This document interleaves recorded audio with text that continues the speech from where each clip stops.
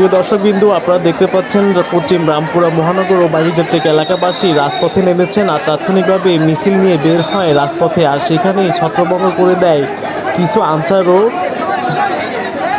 সেনাবাহিনীর লোকজন। আর তাৎক্ষণিকভাবেই রাজপথ দখলের চেষ্টায় করছেন সাধারণ জনগণ ও শিক্ষার্থীরা।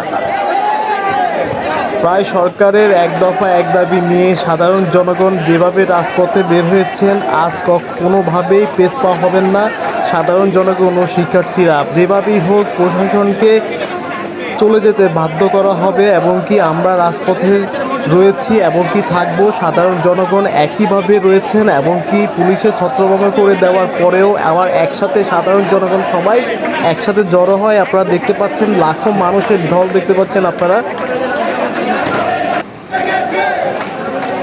সরকার পতন না হওয়া পর্যন্ত এই আন্দোলন প্রায় চলবেই আর চলমান থাকবে। আমরা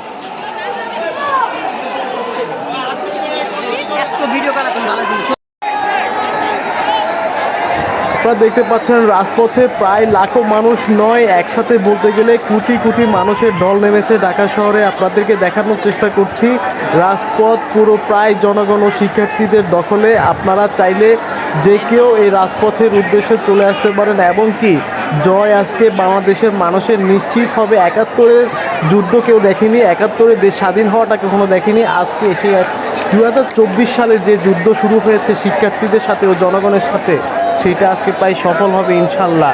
আর সেটারই উদ্দেশ্যে লাখো কোটি মানুষের ঢল নেমেছে রাজপথে।